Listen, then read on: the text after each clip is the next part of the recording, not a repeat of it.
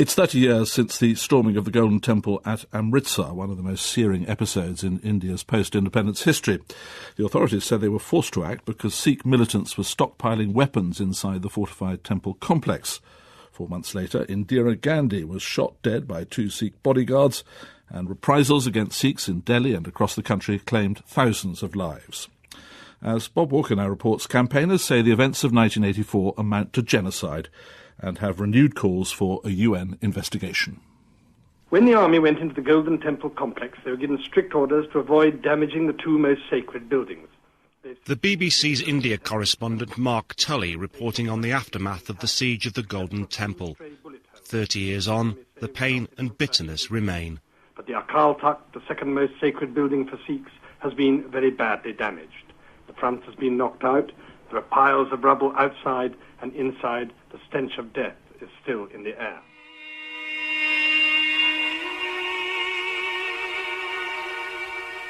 So these are images from 1984.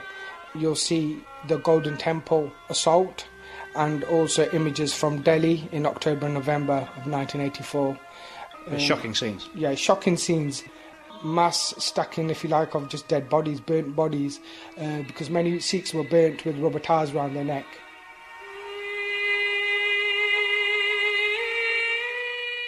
My name's Barjan Singh Dinse, and I am a campaign coordinator for the 1984-2014 campaign group. Hundreds died during the storming of the temple. Soldiers, pilgrims and fighters led by the Sikh militant Jamail Singh Bhindranwale. Many more were to lose their lives in the coming months. If you look at the murder of young toddlers who were shot in the face, bodies dismembered, rape of thousands of women, desecration of dozens of Sikh Gurdwaras, then I think any rational person quickly comes to the conclusion that this was more than just a mere manhunt for one individual. What happened in 1984 was a systematic approach adopted by the state to wipe out the Sikh population in the Punjab. What we are calling for is an independent investigation held under the auspices of the United Nations. The Indian Prime Minister, Mrs. Indira Gandhi, has been assassinated outside her home in Delhi. The Indian national news agencies have just reported that she died in hospital after a team of surgeons had tried for more than 2 hours to save her life. Mrs. Gandhi was shot by 2 members of her security guard. The assassination of Indira Gandhi by 2 Sikh bodyguards led to a dramatic escalation of violence.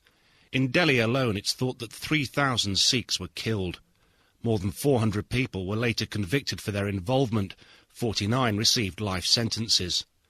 The government blames communal rioters, but Sikh campaigners say it was a sustained and orchestrated campaign of murder. They blame politicians and senior policemen, who they say have never been held to account, despite 10 separate government inquiries. The 30th anniversary has led to renewed calls for an international investigation and for the events of 1984 to be classed as genocide. This latest campaign began with a demonstration outside the Indian High Commission on New Year's Eve.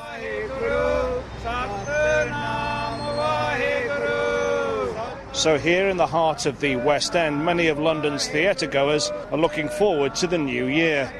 But these Sikhs beside me, who are just beginning their prayers, are very much looking back to the past. My name is Dr. Pindajit Thakkar.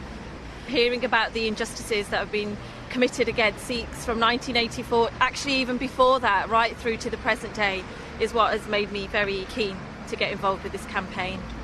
We've had support from Christians, Muslims, Hindus, people with no faith, Buddhists. It's a human rights issue, and the aim is for the UN to look into it as a genocide. What happened was horrific. I mean, no one argues that. But genocide?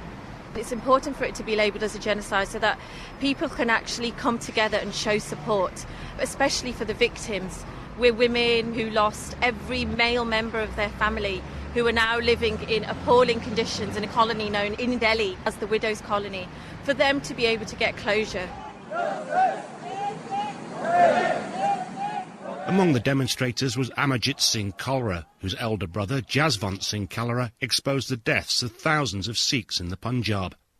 Jaswant disappeared after being abducted in 1995, and a number of police officers were jailed for his murder. Amarjit describes himself as a human rights activist. He says the Sikh community in India continues to suffer.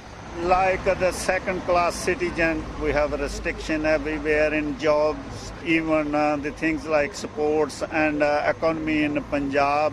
They refuse to put any major industry in Punjab because the Sikhs involved. We are fighting for our identity, actually. The events in the Punjab were marked by accusations of atrocities on both sides. Sikh militants who wanted greater autonomy or independence were labelled terrorists. The Indian government has been criticised by organisations such as Human Rights Watch for failing to punish some of those behind the disappearances and murders. Bhajan Singh Dinze, one of the 1984 to 2014 campaign organisers, says a UN investigation should lead to trials before the International Criminal Court. We're under no illusion in terms of India's current economic might, and especially in the current economic climate around the world. However, we feel that these questions need answers, and as human beings and as a responsible international community, we should be asking them.